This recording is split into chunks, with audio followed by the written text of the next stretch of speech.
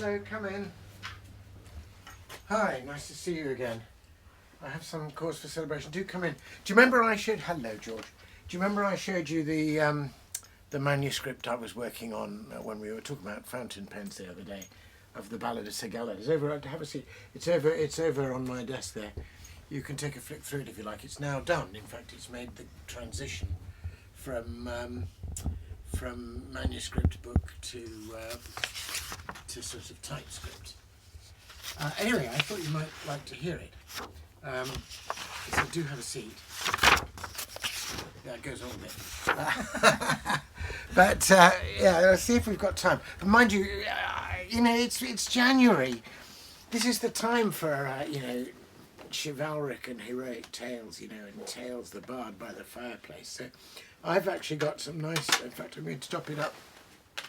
A nice decanter of claret here. So why don't you pour yourself a drink, relax, get something by your side, and we'll. This is going to appear. This is going to be.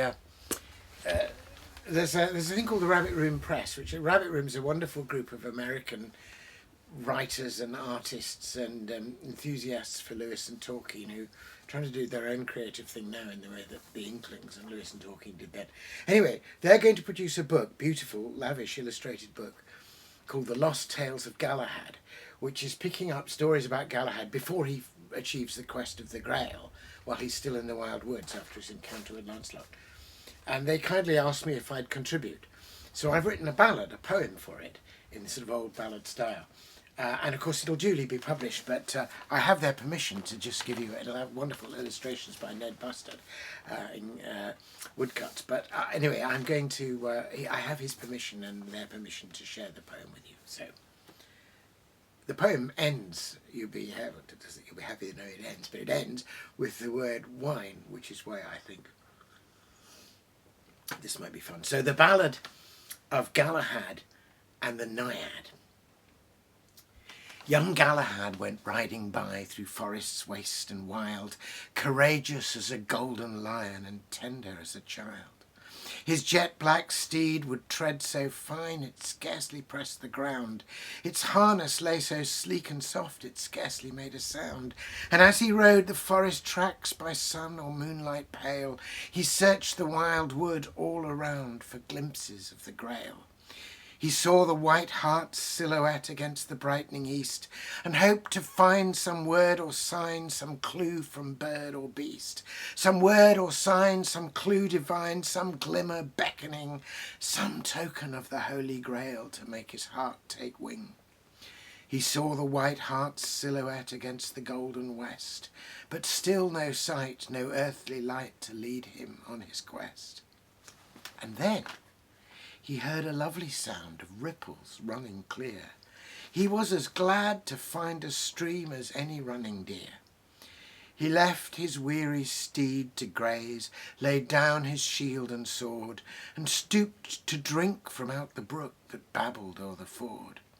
But even as he touched the stream, he heard a maiden sing. Her melody was half divine, her words all sorrowing.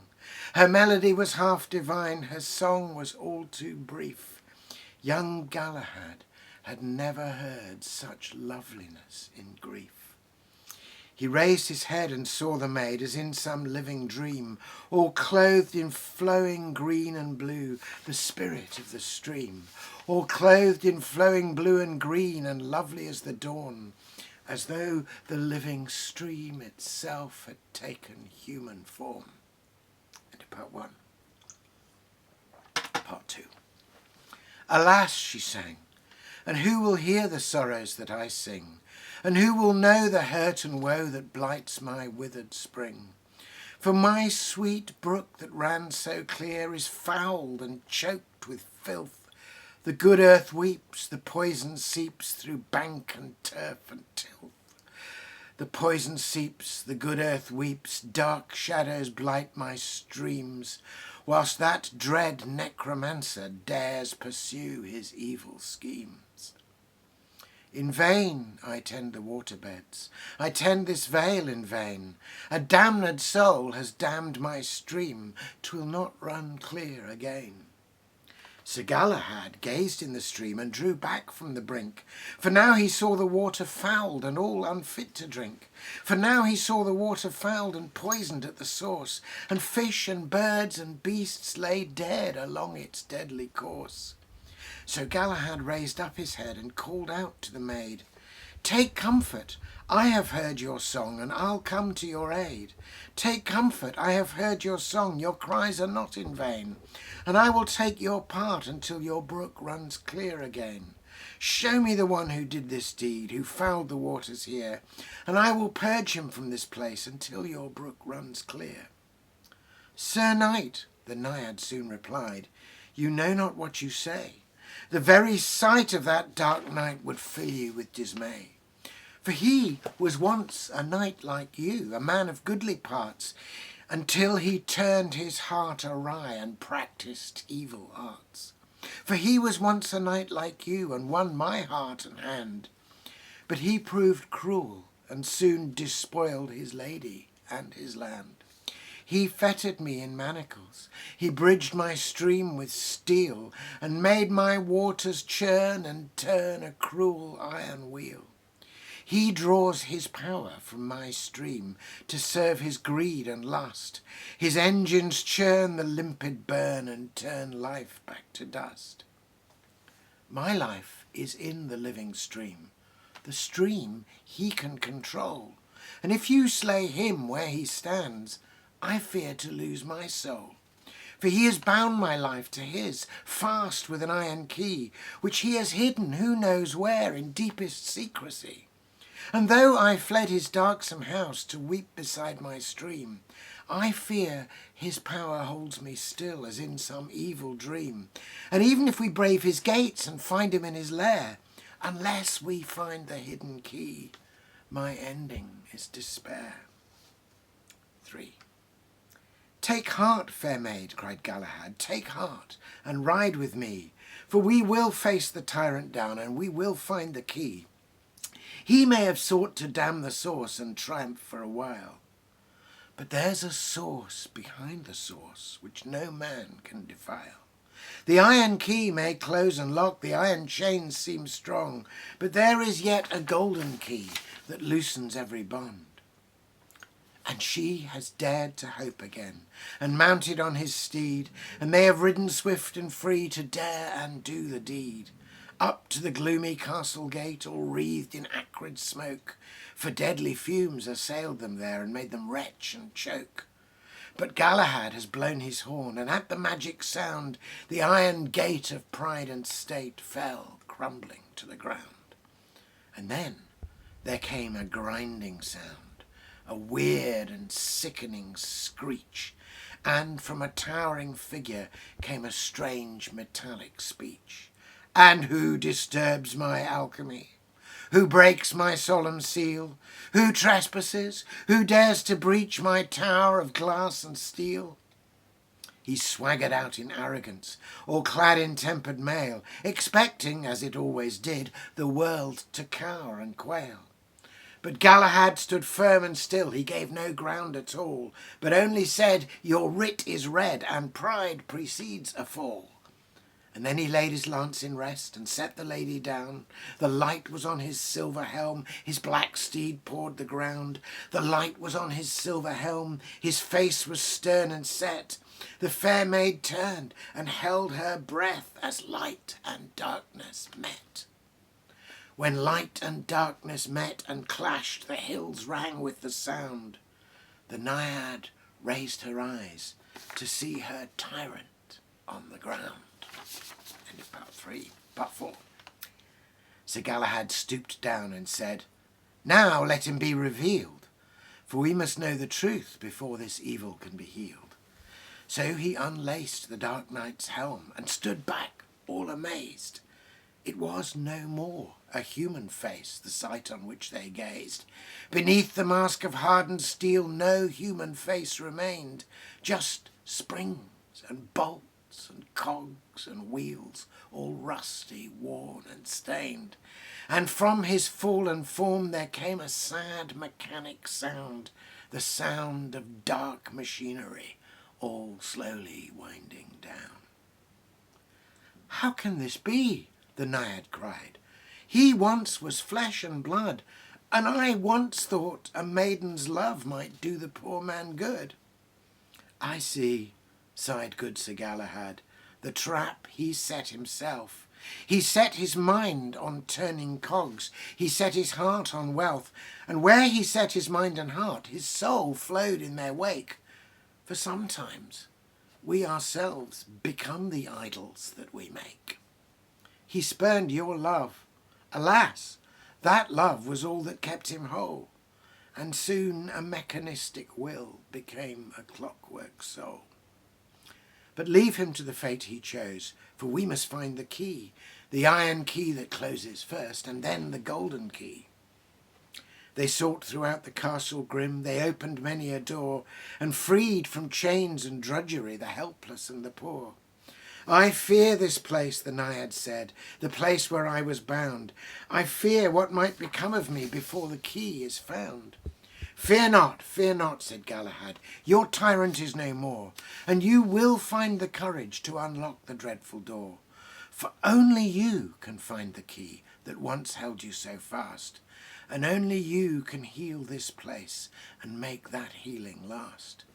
Draw up from deep within yourself the hidden flow and force, the wellspring of your inner life, the source behind the source." 5. It seemed the maiden paused and quailed, but then she found her voice. "I am no longer thrall," she said. "I know I have a choice. I choose to flow in freedom now.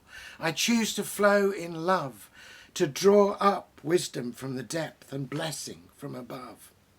And lo, there suddenly appeared between him and the maid an ancient door, all glowing, pale, with mystic signs inlaid, and written on the door these words: "Who dares to open me, and who will stay and dare to lay her pure hand on the key?" And then the maiden came up close to know this mystery, and glancing down at once she found that each hand held a key. Her left hand held an iron key, heavy as she could hold, but in her right, all glistening bright, she held the key of gold. Step forth," cried Galahad. "This quest is in your hands. I slew the foe, but you must heal the blight upon these lands." And forth she stepped, and seemed to grow in beauty and in grace. She turned the key, stepped through the door, and vanished from that place. End of part 5. So part 6. She found herself within a vale where freshest waters flowed, that cleansed her feet of stain and filth and showed the forward road. "Upstream, upstream!" she heard a voice. Come, swiftly swim upstream, to find the source behind the source, the dream within the dream. Upstream, upstream," the voice still called. "Follow the hidden way, upstream towards the only source, the day spring and the day." The way itself became a stream, a river made of light. Before her was the rising sun, behind her was the night. And at the river's very source she found a holy well, and heard melodious murmurings of some long lovely spell, a spell to bring refreshment, a spell to bring release, a spell to heal all wounds and hurts and bring the gift of peace. And now the voice was in her heart, and free and clear it said, "Flow back into your valley now, and do not be afraid, but sing this spell to all who hear, to all who find your stream, and run to bless that lonely knight who heard you in a dream." 7. And last part. And all around Sir Galahad there streamed a golden light, and that dark castle vanished like a phantom of the night. And lovely through the valley flowed the clear life-giving stream, and overhead he heard a song he'd once heard in a dream. No more a song of bitterness, no more a song of woe. The Naiad's song of joy flowed on as sparkling waters flow. Ride on, Sir Galahad. Our time has come to part. Her voice, like many waters, rose and sang within his heart. I thank you for your courtesy, your courage and your grace, and all you did to set me free that I might bless this place. Ride on, Sir Galahad, be blessed by me and mine. You will not fail to find that grail where water turns to wine. Thanks for dropping round and listening.